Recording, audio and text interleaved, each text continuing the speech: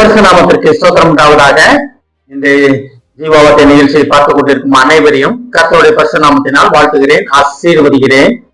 இன்றைய செய்த தியானத்திற்கு தேவன் கூட்டிய வேத பகுதி, அதில் நீதிமொழிகள், அதில் 21ஆம் அதிகாரம், அதில் 2ஆம் வசனம். நீதிமொழிகள் 21:2 அதில் பின்பகுதி.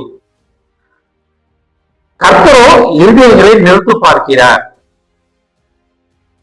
கர்த்தரோ இருதயங்களை நிறுத்து பார்க்கிறார்.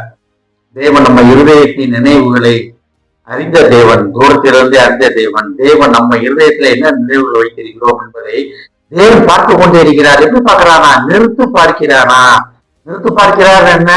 தராசில் அவர் நம்மளை வைத்திருக்க எண்ணம் என்ன, நம்ம அவரை குறித்து வைத்திருக்கிற எண்ணம் என்ன, அப்படின்னு நிறுத்து பார்க்கிறார். நம்ம குறைவுபடாமல் இருப்பதற்காக கர்த்தரை நோக்கி பார்ப்போம், கர்த்தரை கேட்போம். நம்ம குறைவுள்ள மனிதர்கள் தான், உண்மையிலே குறைவுள்ள மனிதர்கள் தான். நம்ம இருதயத்தின் நினைவுகள் வேற, கர்த்தருடைய இதயத்தின் நினைவுகள் வேற. நம்மளை குறித்து வைத்திருக்கிற அவரோட எண்ணங்கள்ல நம்ம கொஞ்சம் உடன் நடக்கிறது இல்லை. நம்ம இதயத்தை நம்ம இஷ்டப்படி நடந்து கடைசியில தேவன் ஓடியார், ஆண்டவரே என்னை காப்பாத்துங்கன்னு ஓடியார். ஆனா தான் கர்த்தர் சொல்லுகிறாரு, இருதயங்களை பார்க்கிறேன்னு சொல்லல, ஆராய்ந்து பார்த்தீங்கன்னு சொல்ல, நிறுத்து பார்க்கிறார். அப்ப அவர் நிறுத்து பார்க்கும்போது நம்ம இதுல குறைவாயிருக்கிறோம் என்பதை தேவன் நன்றாக அறிவார். அப்ப தேவனுக்கு நம்ம முழு இருதயத்தை தேவன் ஒப்படைத்து விடுவோம். கர்த்தாவை நீங்க பாத்துக்கீங்க அப்படின்ட்டு வசனம் என்ன அழகா ஆரம்பித்து பாருங்க. மனிதனுடைய வழியில் எல்லாம் அவன் பார்வைக்கு செம்மையாக தோன்றும். செம்மையாக இருக்கும் இல்ல, செம்மையாக தோன்றும். நிறைய நம்ம உலகத்துல அப்படிதான் வாழ்ந்து கொண்டிருக்கோம். யார் என்னாலும் பரவாயில்ல, யாரை கேட்டுக்கிட்டு போனாலும் பரவாயில்ல, நான் நல்லா இருந்தா பரவாயில்ல, நான் யாரையும் ஏமாத்துவேன், யாரையும் சண்டை போட்டு விட்டுருவேன், யாரும் எதுவும் பண்ணிடுவேன், ஆனா நான் நல்லா இருக்கணும், நான் நல்லா இருக்கணும். இப்படிதான் மனிதனுடைய இருதயம் சொல்லிக் கொண்டே இருக்கு, நினைத்து கொண்டே இருக்கிறது. அடுத்தவங்களை பத்தி கொஞ்சம் யோசிக்கிறது கிடையாது. அக்கம் பக்கம் வீடுகள்ல நல்ல உறவு வைத்திருக்கிறோமா, வேலை பார்க்கிற இடத்துல நல்ல உறவு வைத்திருக்கிறோமா, சொல்ல போனா நம்ம உடன் பிறந்தவர்களோட நம்ம உறவு எப்படி இருக்கிறது, அவங்களை ஏமாத்திட்டு இருக்கோமா, இல்ல அவங்ககிட்ட உண்மையா இருக்கிறோமா, உண்மையா அவங்கள்ட்ட பேச முடியுதா, பேசும் போதெல்லாம் ஏமாற்றி கொண்டு இருக்கிறோமா, நம்ம என்ன செஞ்சாலும் ஏமாற்றி கொண்டு இருக்கிறோமா. உடன் பிறந்த சகோதரரை நேசிக்காதவன் கர்த்தரை எப்படி நேசிப்பான் அப்படின்னு வேதத்துல படிக்கிறோம். அப்ப நம்மளுடைய நேசம் எப்படி இருக்கிறது? நம்ம வேலை பார்க்குற இடத்துல, நம்ம வெளியே போற இடத்துல, நண்பர்கள் மத்தியில நம்ம உண்மையாக இருக்கிறோமா? கேட்டுக்கொண்ட தேவ பிள்ளைகளே, கர்த்தரோட இருதயத்தை நிறுத்து பார்க்கிறார், நிறுத்து பார்க்கிறார். அவர் நம்மளை எடை போட்டுக் கொண்டிருக்கிறார், நம்ம இருதயத்தின் நினைவுகளை எடை போட்டுக் கொண்டிருக்கிறார். நம்மளோட நல்ல காரியங்களும் ஒரு பக்கத்துல இருக்கும், நம்மளோட மோசமான காரியங்களும் ஒரு பக்கத்துல இருக்கும். அதுல குறைவுள்ளவர்கள காணப்படக்கூடாது. அந்த வருஷம் அழகா அழைக்கிறது.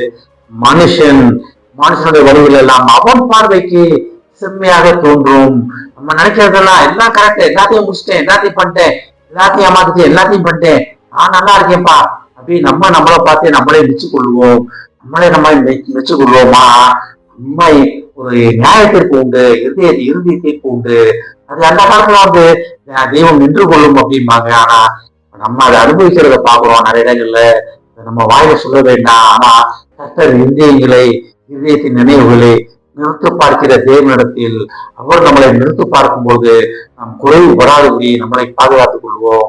எப்படி பாதுகாத்துக் கொள்ள முடியும்?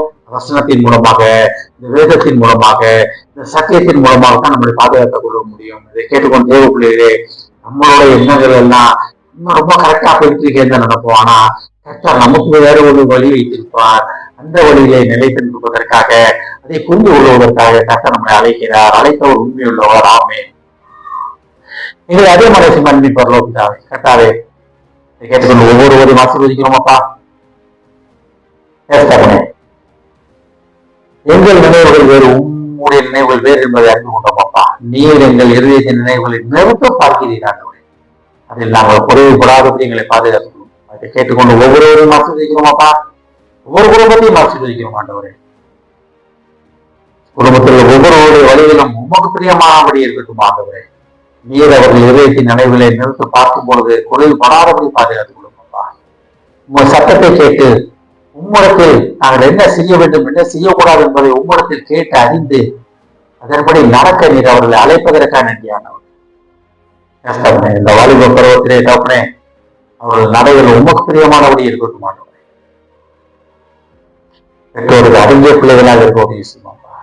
வெளியூரில் படிக்கும் பிள்ளைகள், வேலை பார்க்கும் பிள்ளைகள், அனைத்து பிள்ளைகளும் தகப்பனே உமக்கு உண்மையுள்ள பிள்ளைகளாக, தங்கள் பெற்றோருக்கு உண்மையுள்ள பிள்ளைகளாக இருக்க உதவி செய்வாப்பா. அவருடைய உதய நினைவுகளை நீ நிறுத்த பார்க்கிறீர்கள். பார்க்கும்போது குறைவுபடாதபடி பாதுகாக்கணும். ஆசீர்வதிக்கிறோம் அப்பா. இயேசுவின் மூலமா கேட்டு நல்ல பிதாவே, ஆமென். கர்த்தர் உங்களை ஆசீர்வதிப்பாராக.